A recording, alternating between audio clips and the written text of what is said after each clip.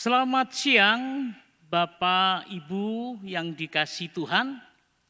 Senang sekali dalam kesempatan siang hari ini kita akan belajar bersama-sama tentang kitab Ester.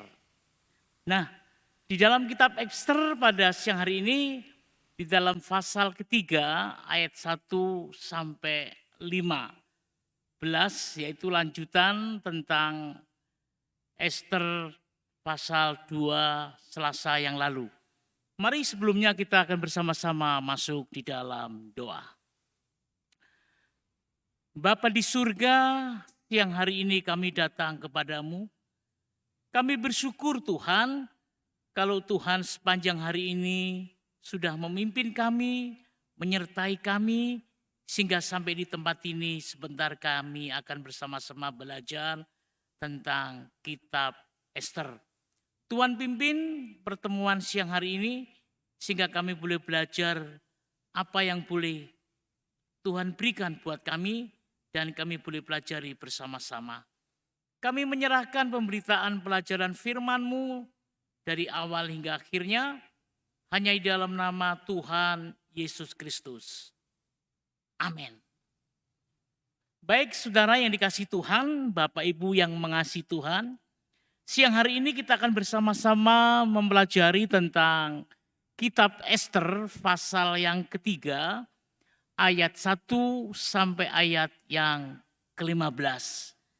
Saya ajak Bapak Ibu untuk membaca ayat ini supaya kita mengerti apa yang boleh kita pelajari pada siang hari ini. Kalau kita melihat dalam pasal 3 dalam kitab Ester ini dengan judul Muslihat Haman untuk menggunakan orang Yahudi. Sekali lagi, muslihat Haman untuk memunahkan orang Yahudi. Perhatikan Alkitab saudara, akan saya bacakan seluruh ayat firman Tuhan di dalam kitab Ester pasal 3 ayat 1 sampai 15. Sesudah peristiwa-peristiwa ini, maka Haman bin Hamedata, orang Agag, dikaruniakan kebesaran oleh Raja Ahasveros. Maaf, saya ulang sekali lagi. Sesudah peristiwa-peristiwa ini, maka Haman bin Hamedata, orang Agag, dikaruniailah kebesaran oleh Raja Ahasveros, dan pangkatnya dinaikkan serta kedudukannya ditetapkan di atas semua pembesar yang ada di hadapan baginda. Dan semua pegawai raja yang di pintu gerbang istana, raja berlutut dan sujud kepada Haman.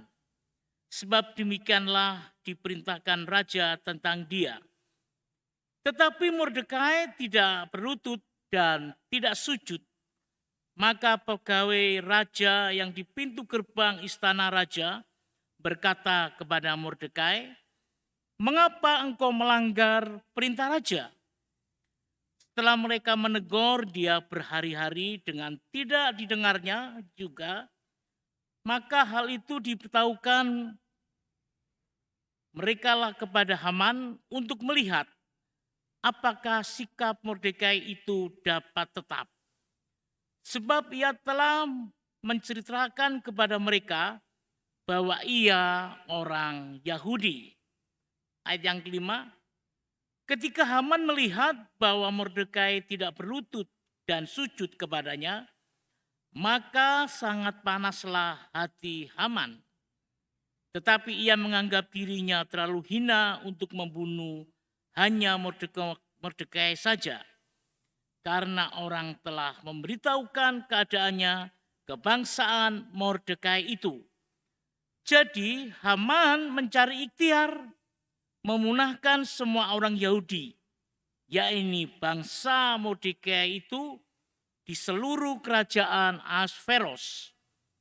Ayat ke-7, dalam bulan pertama, yakni bulan Nisan, dalam tahun yang ke-12 zaman Raja Ahasveros, orang membuang pur, yakni undi di depan Haman, hari demi hari dan bulan demi bulan sampai jatuh pada bulan yang ke-12, yakni bulan Adar.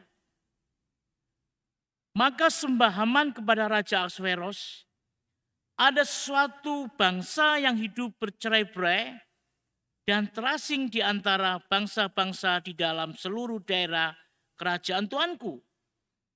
Dan hukum mereka berlainan dengan hukum segala bangsa, dan hukum raja tidak dilakukan mereka. Sehingga tidak patut bagi raja membiarkan mereka leluasa. Ayat 9. Jikalau baik pada pemandangan raja, hendaklah dikeluarkan surat titah untuk membinasakan mereka. Maka hamba akan menimbang perak 10.000 talenta dan menyerahkannya kepada tangan para pejabat yang bersangkutan, supaya mereka memasukkannya ke dalam perbendaharaan raja. Ayat 10.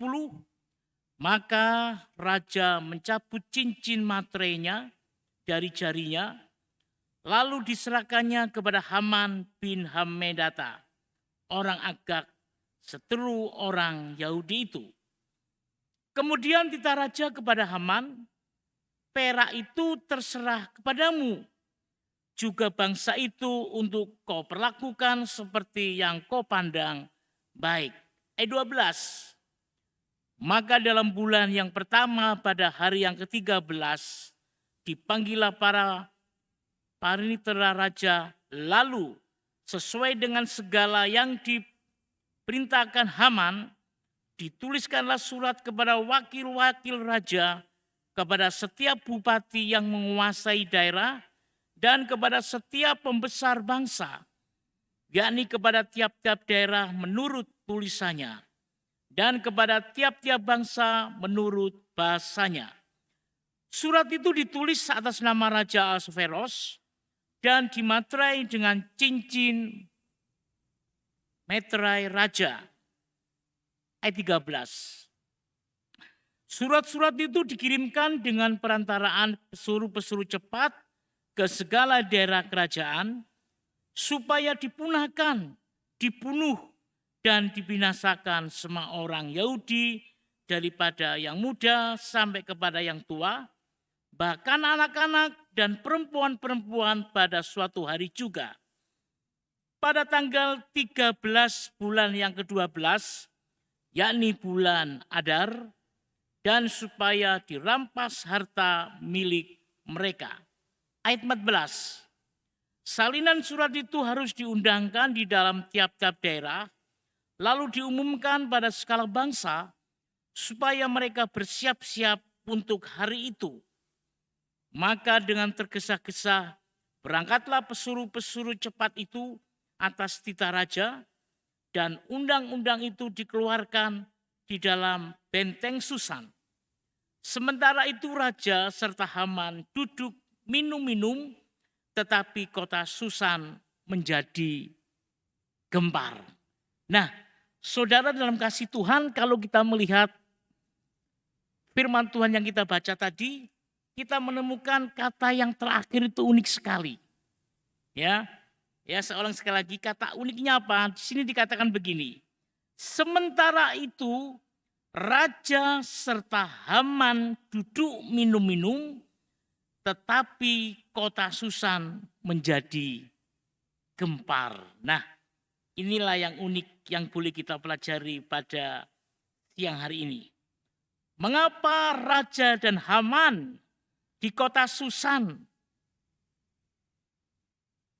mereka tidak mendengar dan mereka kok acuh tak acuh?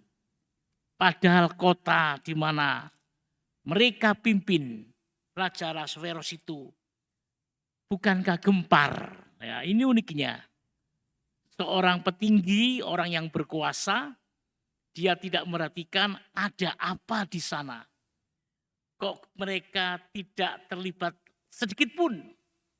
Kota Susan gempar, tetapi raja dengan Haman minum minuman. Mari kita akan pelajari firman Tuhan kitab Ester pasal 3 ini. Cukup menarik sekali.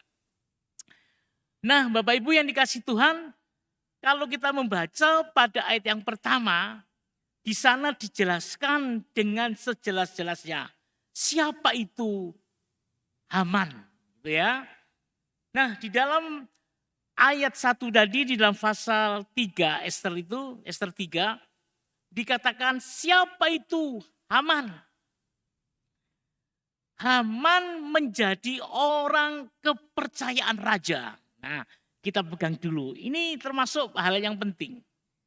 Kata kepercayaan yang diberikan raja kepada Haman tentunya disalahgunakan, bukan? Nah, saya lanjutkan ya. Siapa itu Haman? Ternyata Haman itu mendapatkan kepercayaan dari raja. Ternyata dia itu bukan kepercayaan saja. Orang yang diberikan tanggung jawab. Tetapi di sana di dalam ayat yang pertama dikatakan pangkatnya dinaikkan. Berarti Haman ini adalah seorang tentara begitu ya. Di Raja Ahasveros. Dia dikatakan dinaikkan pangkatnya. Jadi dia enggak menunjukkan pekerjaannya apa, hasilnya apa, tetapi raja ini percaya kepada Haman. Yang pertama, Haman bukan sekedar orang yang diberikan kepercayaan, tetapi juga Haman dinaikkan pangkatnya. Bukan sekedar dinaikkan pangkatnya saja, tetapi kedudukannya. Ya, kedudukannya Haman dikatakan di atas semua pembesar-pembesar. Ya mungkin kalau kita melihat kalau rajanya Ahasveros di atas pembesar-pembesar, mungkin menteri-menterinya begitu ya. Haman di atas para menterinya begitu.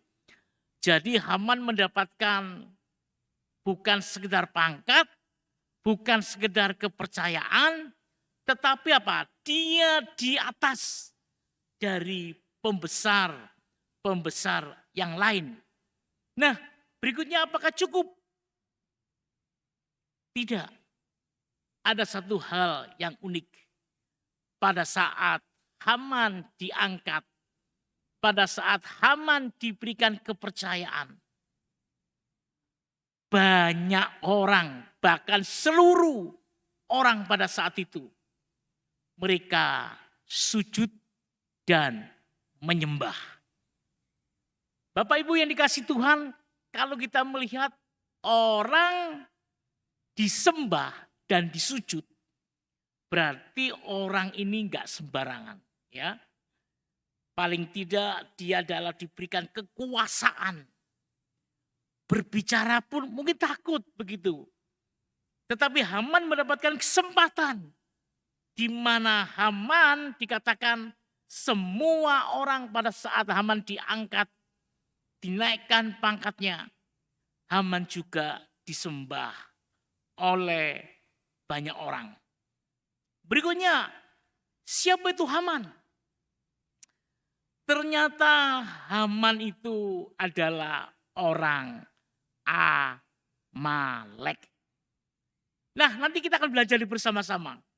Apa hubungannya Haman yang orang Amalek ini dengan nanti kita pelajari juga yang namanya Mordekai. Ternyata ada sejarah ya. Ada sejarah orang Yahudi dengan orang Amalek ya. Jadi Haman ini orang Amalek. Berikutnya, dia seorang yang angkuh. Dia juga seorang pemarah. Dan dia juga penuh dendam. Ya, kalau saya pelajari itu jadi lengkap begitu ya. Sudah pejabat tinggi, lebih tinggi dari pembesar-pembesar yang lain. Dinaikkan jabatan, disembah. Apalagi dikatakan dia seorang angkuh, pemarah, dan penuh dendam. Nanti kita akan pelajari ya. Kenapa dia dikatakan pendendam? Nanti ada hal yang unik yang boleh kita ketahui. Nah, yang kedua, tadi kita melihat di dalam ayat yang pertama, siapa itu Haman ya. Mungkin dia orang yang berhasil, mungkin begitu ya. Berpangkat, dihormati, luar biasa. Sekarang kita akan melihat pasal berikutnya. Pasal yang sama tapi ayat berikutnya. Kita akan melihat siapa itu Mordekai. Karena kalau kita membaca ayat 1 sampai 15 itu yang terlibat cuma 3 orang gitu ya. Haman, Mordekai, dan Raja Ahasveros. Baik, sekarang kita melihat yang kedua. Siapa itu Mordekai? Ya. Mordekai adalah jelas dia adalah orang Yahudi. Nah, saja nanti kita akan melihat ya. Ada pengalaman tersendiri antara Haman dengan Mordekai. Bahkan kalau kita membaca tadi ayat yang pertama, orang menyembah dan sujud kepada Haman. Hanya Mordekai yang tidak menyembah dan sujud. Haman orang Amalek, sedangkan Mordekai orang Yahudi. Nah ya, saya lanjutkan lagi. Mordekai adalah orang Yahudi. Orang Yahudi selalu berpegang pada dasar-dasar yang tinggi keyahudiannya. Tentunya mereka mengalami suatu kontras. Tidak biasa orang Yahudi itu sampai menyembah sesama manusia. Makanya Mordekai pada saat disuruh menyembah yang namanya Haman, Mordekai tidak melakukan. Karena tradisi adat orang Yahudi, manusia sama manusia itu jarang untuk disembah. Apalagi pada saat itu dia disuruh menyembah, tentunya di dalam dirinya ada sesuatu yang mengganjal. Saya lanjutkan lagi.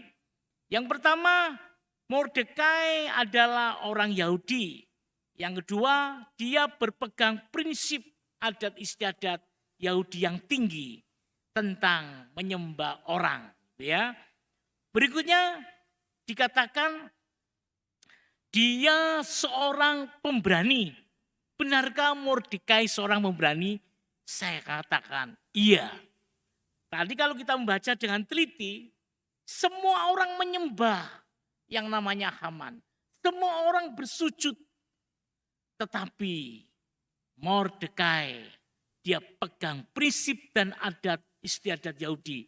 Tidak mau menyembah dan tidak mau sujud kepada Haman. Itu enggak sembarangan. Karena siapa itu Haman? Bukankah Haman dinaikkan pangkatnya di atas pembesar?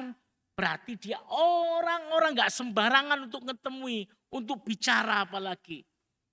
Tetapi kalau kita melihat kenapa Mordekai dikatakan pemberani, ini tidak mudah Bapak Ibu yang dikasihi Tuhan. Orang miliki jabatan petinggi di atasnya, tetapi disuruh menyembah, disuruh sujud. Mordekai seorang pemberani ya, berani dia. Mungkin loh ya, mungkin kalau kita melihat dalam peraturan yang namanya orang tidak melakukan perintah atau aturan, langsung hukumnya pancung. Mungkin begitu ya, hukumannya mengerikan. Tetapi itu dilakukan oleh Mordekai. Dia tidak mau menyembah dan tidak mau sujud kepada Haman. Berarti dia seorang pemberani. Makanya kalau sudah membaca tadi, orang-orang yang melakukan sujud dan menyembah dikatakan apa? Loh, mengapa engkau tidak menyembah? Mengapa engkau tidak sujud? Berarti apa? Ini menunjukkan dia ini Mordekai seorang pemberani. Dia berani menanggung risiko apa yang dihadapinya nanti. Tetapi dia adalah seorang yang luar biasa bagi saya. Karena dia tahu prinsipnya orang Yahudi, sudah saya katakan tadi, tidak mau menyembah sesama manusia. Hanya kepada Tuhan dan Allah. Biarpun di kitab Ester ini nggak ada kata Tuhan dan Allah, tetapi saya yakinlah Mordekai ini orang yang patuh, orang yang taat. Kalau dia melihat sejarahnya orang Yahudi itu kan Allah selalu memimpin dan menyertainya. Memang di sini nggak ada kata Allah dan Tuhan di kitab Ester, tetapi saya yakin Mordekai ini adalah apa? Dia taat, patuh. Nah, berikutnya, kalau dia seorang pemberani, karena dia menolak untuk sujud dan menyembah kepada Haman, kita menemukan juga apa? Nyawanya adalah taruhannya. Wow, luar biasa pemberaninya. Mordekai ini seorang pemberani luar biasa. Dia bukan sekedar taat, tetapi dia apa? Dia menaruhkan nyawanya, taruhannya. Mungkin dia tahu lebih baik dia mati, andai kata dia dipenggal begitu ya. Tapi dia tetap taat kepada Tuhannya. Atau taat kepada Sang Penciptanya. Bapak Ibu dikasih Tuhan, apakah cukup dengan nyawa taruhannya? Nah, kalau kita melihat bersama-sama latar belakang ya, coba saya rindu membaca, ada salah satu hal yang menarik. Yang pertama, Haman orang Amalek. Sedangkan Mordekai orang Yahudi. Tadi saya katakan ada sejarah khusus tentang latar belakang orang Amalek. Saya akan bacakan firman Tuhan di dalam Ulangan 25 ya.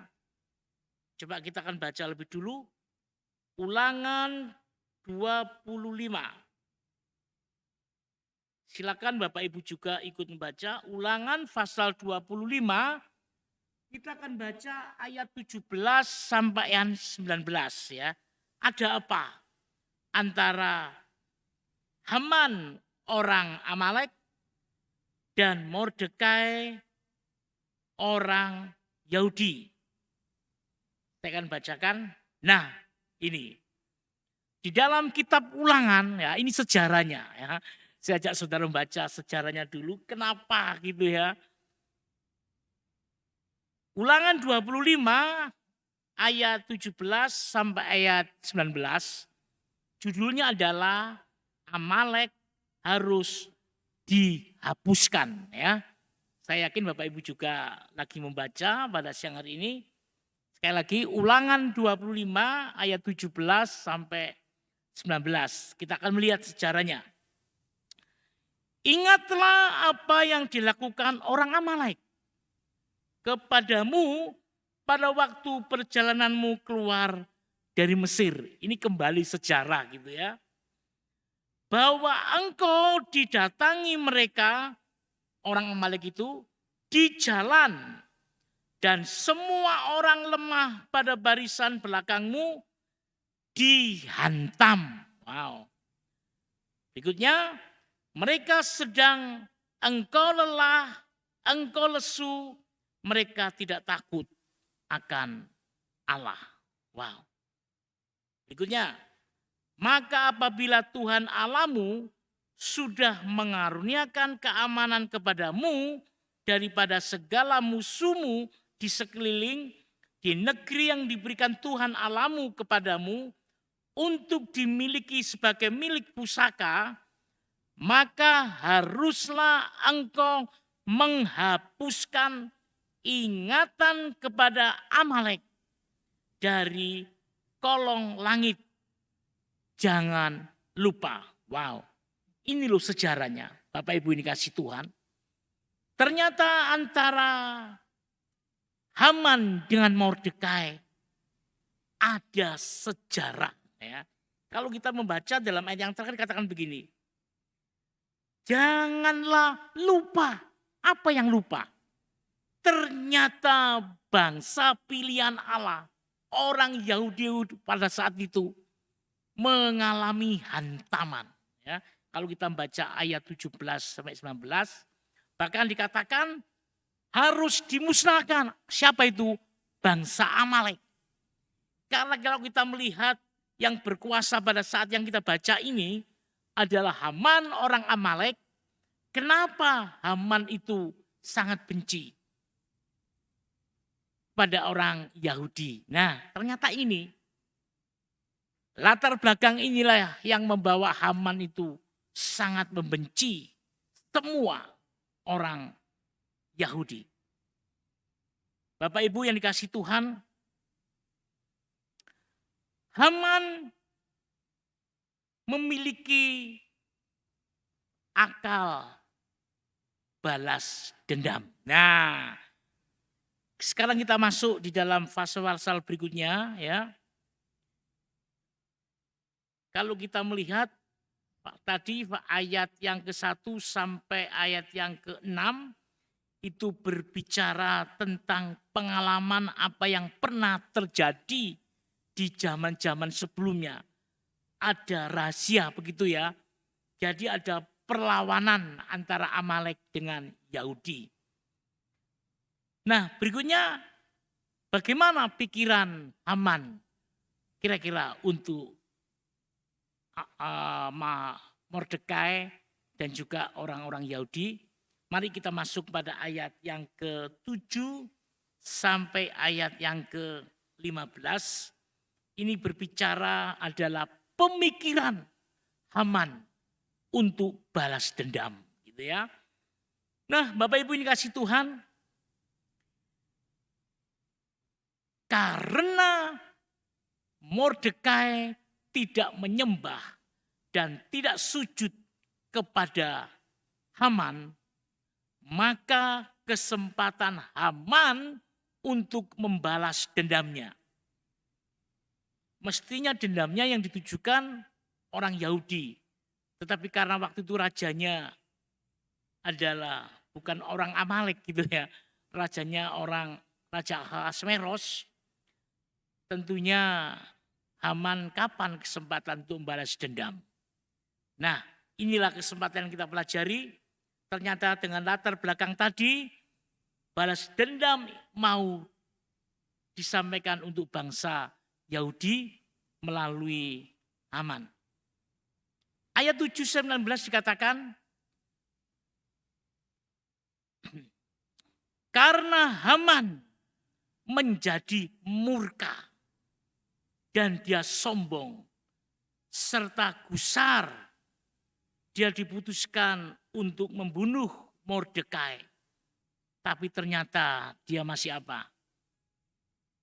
Dia menghitung ya. Memiliki perhitungan pemikiran begini. Haman sih bisa membunuh Mordekai. Cuma satu orang. Dia orang berpangkat, orang petinggi, untuk membunuhnya mesti mudah dan bisa. Tetapi dengan latar belakang antara Yahudi dengan Amalek yang kita baca tadi dalam kitab Ulangan itulah, dendamnya bukan ditujukan kepada Mordekai saja. Tetapi dia mau apa? Memunahkan, menghancurkan semua orang Yahudi. Nah, di sini kalau kita melihat untuk membunuh Haman itu gampang sebenarnya. Tetapi untuk membalas dendam satu bangsa yang besar pada saat itu, maka Haman memiliki cara, ya, memiliki cara untuk menghancurkan orang-orang Yahudi. Haman berbuat jahat, bahkan dia membuat berita palsu. Ya, kalau kita membaca ayat 8, Haman itu berbuat jahat dengan dia dendamnya kepada bangsa Yahudi. Dia jahat menggunakan apa? Menggunakan akal kepalsuan supaya raja percaya. Itu pada ayat yang ke-8. Coba kita akan melihat selanjutnya. Ada beberapa kepalsuan yang disampaikan Haman kepada Raja Ahasveros. Saya mencatat ada 6 poin ya. Di dalam dimulai dari ayat 8 dikatakan demikian. dia berbohong dengan keterangan yang sebenarnya. Nah, saya mencatat ada 6 kebohongan palsu yang disampaikan Haman untuk Raja Ahasveros. Yang pertama dikatakan apa? Yang pertama dikatakan orang Yahudi adalah bangsa yang keji. Loh, bayangkan. Padahal raja itu tidak pernah meneliti, mensensus begitu ya. Karena di situ melihat ada 2 bangsa, mungkin 3, mungkin lebih juga. Makanya dikatakan dengan berpikir memberikan keterangan palsu supaya raja itu yakin apa yang dikatakan Haman, orang-orang Yahudi harus dihancurkan. Yang pertama, alasan yang palsu untuk orang Yahudi yang disampaikan oleh Haman adalah orang Yahudi adalah bangsa yang keji. Bangsa yang dimana sulit diatur. Bangsa yang selalu keras, kasar. Gitu ya. Yang pertama. Yang kedua, dikatakan orang Yahudi tidak patuh pada raja. Bukan sekedar keji melakukan hal kejahatan, kekerasan, tetapi juga dikatakan orang Yahudi yang ada di kerajaan Ahasveros itu adalah orang yang tidak mematuhi kepada raja. Termasuk peraturan-peraturan yang dibuat. Karena pada saat itu rajanya Ahasveros yang dimana mereka menguasai bangsa Yahudi ada di dalamnya. Dalam catatan yang dilihat disampaikan oleh Haman ini adalah juga palsu. Ya. Yang pertama keji, yang kedua tidak mematuhi pemerintahan raja. Yang ketiga, dikatakan ini juga keterangan palsu yang disampaikan Haman kepada Raja Ahasveros. Yang ketiga saya mencatat tidak tahu dari mana ia datang dan pergi. Jadi bangsa ini seperti bangsa liar begitu. Tiba-tiba ada di sini, tiba-tiba ada di sana. Bahkan tidak diketahui di mana tempatnya yang asli. Mungkin kalau dibicara di kerajaan itu memiliki kakak gitu ya, atau kartu penduduk, mungkin pindah-pindah gitu ya. Mungkin musiman begitu ya. Haman ini memberikan laporan palsu juga. Yang ketiga, bahwa orang-orang Yahudi yang ada di kerajaan Raja Ahasveros ini, mereka tidak tahu dari mana datangnya dan perginya. Jadi bangsa yang liar begitu ya. Yang keempat, saya menemukan hidup tercerai-berai dan terasing. Ya, tadi sudah saya katakan, jadi hidupnya itu tidak satu kelompok begitu. Tapi hidupnya itu tercerai-berai. Mungkin 5, 10, 15 ada di mana-mana. Dia memikirkan dan melihat semua keterangan yang disampaikan raja ini adalah palsu. Yang kelima, dikatakan membuat aib di mana-mana. Membuat kejahatan di mana-mana. Membuat keonaran di mana-mana. Jadi keberadaan orang Yahudi itu di Raja Ahasveros ini adalah selalu membuat onar, selalu membuat kerusuhan, selalu membuat kejahatan. Apakah benar? Ya, ini adalah alasan cara Haman untuk meyakinkan raja supaya untuk membantai semua orang Yahudi. Ya. Berikutnya dikatakan yang keenam, saya menemukan catatan yang keenam. Orang Yahudi membuat hukum sendiri. Apa artinya ini? Kerajaan Ahasveros memiliki hukum dan tata cara pemerintahannya, tetapi dia mengatakan orang Yahudi yang ada di dalamnya itu membuat hukum sendiri. Nah, ini bahaya. Seperti negara di dalam negara, begitu ya. Padahal dari keenam yang saya sampaikan tadi itu adalah keterangan-keterangan palsu untuk menunjukkan bahwa Haman ini orang baik bukan, orang patuh bukan, sehingga dia sampai mengetahui kejelekan, keburukan orang-orang Yahudi yang ada pada saat itu. Saya menemukan ada 6 yang sudah saya sampaikan tadi. Apakah raja percaya kira-kira? Baik, berikutnya ya saya lanjutkan. Haman bukan sekedar memberikan laporan palsu. Ya. Kita akan lebih mendalam.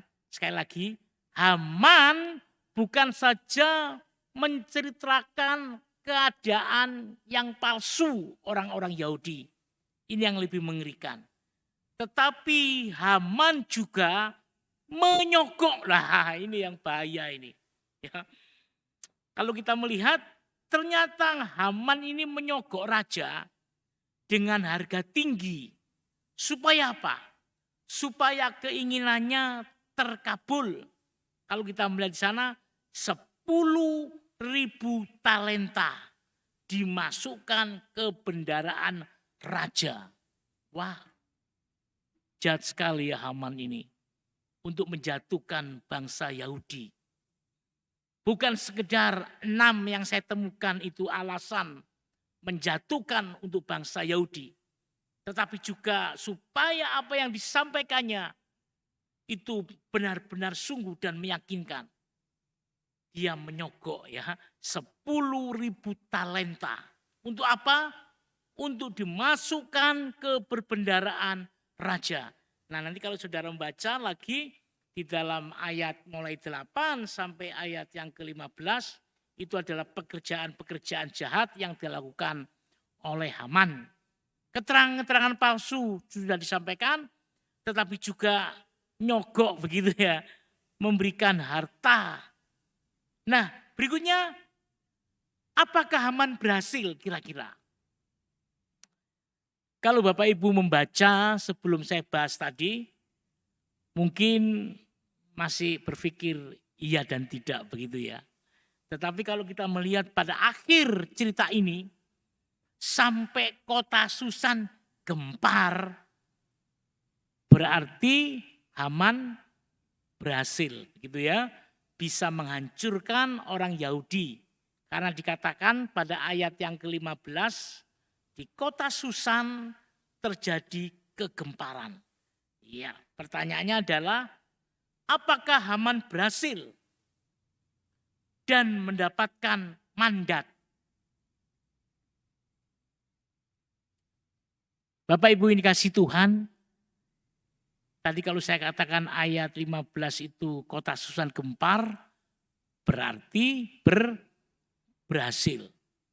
6 yang saya catat keterangan tadi kejelekan orang Yahudi, berhasil.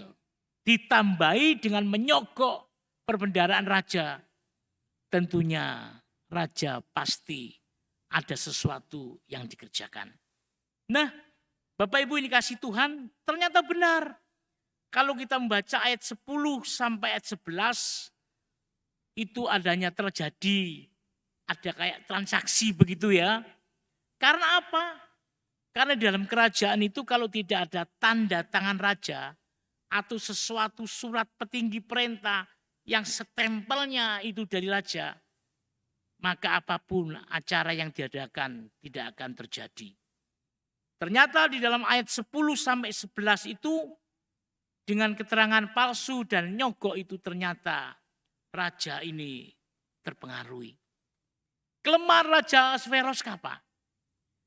Dia tidak melihat dengan matanya. Apakah benar atau mungkin dia memerintahkan orang lain? Apakah benar apa yang disampaikan oleh Haman ini tentang situasi keadaan orang Yahudi? Semestinya raja bisa mengutus orang lain. Disinilah kelemahan Raja Ahasveros. Mereka percaya sepenuhnya kepada Haman. Bapak Ibu dikasih Tuhan, akhirnya bukan saja Haman dipercayai dengan pangkat yang tinggi, tetapi Haman juga berhasil menghasut raja. Sehingga kalau kita melihat raja itu memberikan perhatian khusus. Bahkan raja ini memberikan apa? Cincin. Ya, jadi gak sembarangan cincin itu ya. Jadi cincin itu kalau kita melihat di film-film kerajaan itu adalah suatu tanda tangan raja gitu ya. Jadi ada surat, kalau ditandatangani oleh raja atau cap cincinnya, maka apa yang mereka minta pasti diberi. Jadi surat atau perintahnya itu benar-benar berkuasa. Nah, berikutnya. Ternyata kalau kita pelajari, kita baca dengan teliti, Haman ini berhasil meluluhkan hati raja. Raja membuat surat, ya. Raja ini membuat surat, bahkan suratnya itu diberikan kepada pesuruh-pesuruhnya yang super cepat begitu. Jadi situasinya harus secepat mungkin akan terjadi kayak begitu, sehingga Haman bisa mengacaukan situasi dan keadaan. Bapak Ibu ini kasih Tuhan, ternyata benar. Apa yang terjadi? Raja memerintahkan buat surat dan memberikan cap cincinnya itu yang dilakukan oleh Haman, sehingga orang yakin bahwa surat kuasa ini atau surat keterangan berkuasa itu ya, supaya orang-orang yang mendengar bahkan melihat perintah raja, mereka harus melakukan. Nah, saya katakan adalah surat berdarah begitu ya. Kenapa surat berdarah? Karena surat keterangan yang ada tanda tangan atau stempel cincinnya raja itu, saya katakan surat berdarah. Maka apa yang terjadi di kota Susan? Coba kita melihat, ya. Ia mengirimkan surat itu untuk memusnahkan, membunuh, dan merampok. Waduh. Jadi isi dari maklumat atau perintah raja yang ditandatangani itu dengan cap jempol atau cap dari cincin tadi, isinya itu mengerikan. Kenapa saya katakan mengerikan? Alkitab tidak mencatat ABC sampai lengkap begitu. Tetapi kalau menurut bacaan yang kita pelajari, mulai ayat 11 itu dikatakan, 10-11 itu mengatakan apa? Bahwa pemusnahan,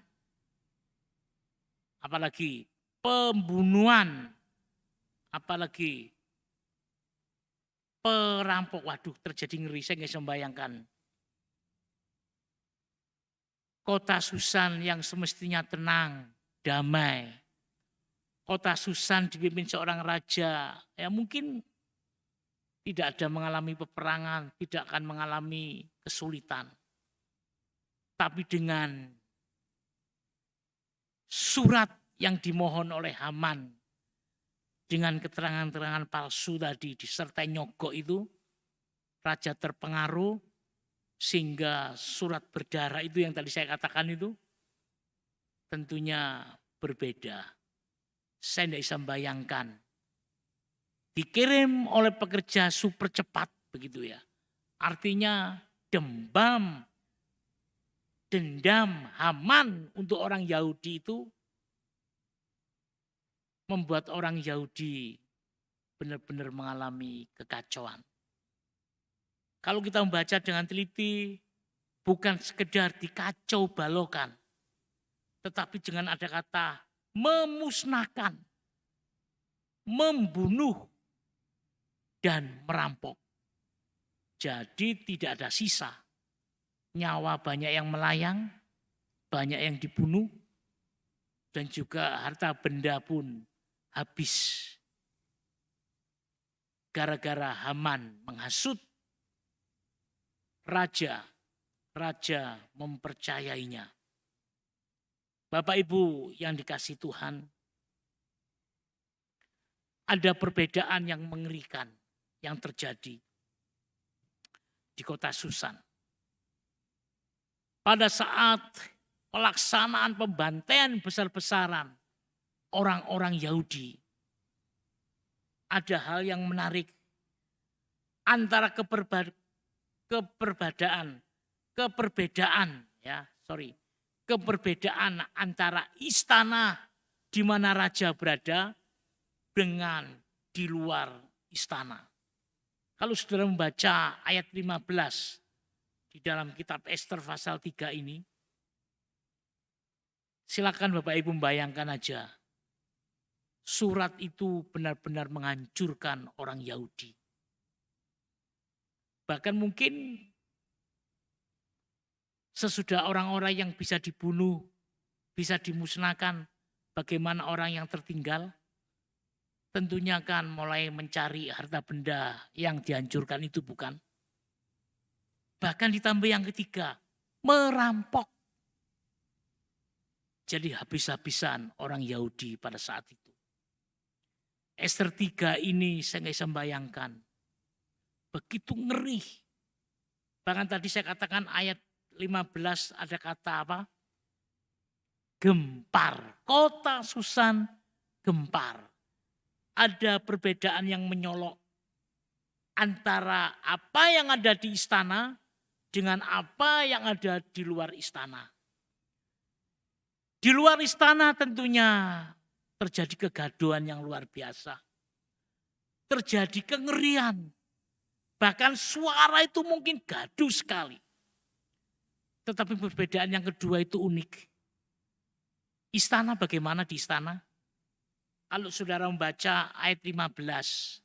Ternyata Raja Ahasveros ini dengan Haman sedang asik minum minuman. Inilah perbedaan yang sangat jauh sekali. Di luar istana terdengar jeritan. Di luar istana terjadi tangisan. Di luar istana terjadi pembunuhan besar-besaran. Tetapi di istana raja ada raja dan Haman sedang minum minuman. Bapak Ibu yang dikasihi Tuhan, saya rindu sekali lagi membaca di dalam Pengkhotbah 3 ayat 16. Kita baca Pengkhotbah pasal 3 ayat 16.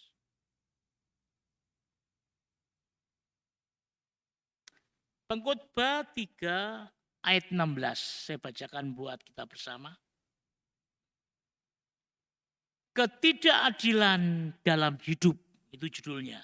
Ayat 16 saya baca. Ada lagi yang kulihat di bawah matahari, di tempat pengadilan, di situ pun terdapat ketidakadilan. Kenapa di tempat pengadilan tidak ada keadilan? Raja tidak tahu persis orang Yahudi. Raja percaya kepada orang kepercayaannya yaitu Haman. Tetapi kalau kita melihat raja yang semestinya memerintah dengan adil. Tetapi di dalamnya kerajaan itu kalau kita melihat di luar istana ada ketidakadilan. Bapak Ibu yang dikasihi Tuhan, jangan lupa Selasa depan cerita ini akan berlanjut. Akan disampaikan hamba Tuhan yang lain tentang Ester pasal 4. Tetapi paling tidak Ester pasal 3 ini menjadikan pemikiran kita bersama. Di dalam keadilan, orang merindukan keadilan. Tetapi situ tidak ada jaminan di dalamnya. Seperti ayat yang kita baca tadi, dalam Pengkhotbah 3 ayat 16. Ada lagi yang kulihat di bawah matahari, di tempat pengadilan, di situ pun terdapat ketidakadilan. Biarlah pelajaran pendalaman Alkitab tentang kitab Ester pasal 3 ini boleh menjadikan berkat buat kita bersama. Cintailah firman Tuhan sehingga kita tambah hari tambah dikuatkan, tambah hari kita dibekali banyak hal-hal yang menarik di dalam firman Tuhan. Ternyata keadilan itu semestinya boleh membangun, tetapi justru raja yang memiliki keadilan menjadikan bencana buat orang lain. Jangan lupa Selasa kita akan dikuatkan lagi dalam pasal yang keempat. Dan ada hamba Tuhan lain menjadikan berkat buat kita bersama. Biarlah pelajaran firman Tuhan, pendalaman Alkitab pada siang hari ini benar-benar menjadikan berkat buat kita bersama. Amin. Mari kita masuk dalam doa. Bapa di surga, siang hari ini kami bersyukur karena Tuhan memberikan kesempatan kami boleh belajar dan belajar. Mendalami akan firman-Mu adalah suatu berkat yang luar biasa. Berkati juga hamba-hamba Tuhan yang menyampaikan. Terlebih nanti malam kami juga boleh belajar yang disampaikan oleh Bapak Insinyur Lindra.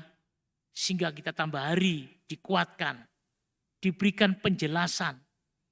Bahkan kita dimampukan untuk mencintai firman.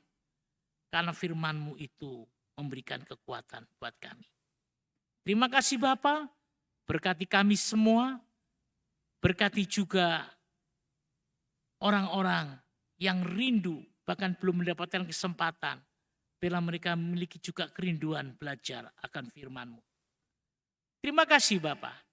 Kami menyerahkan pendalaman firman dan doa hanya di dalam nama Tuhan Yesus Kristus. Amin.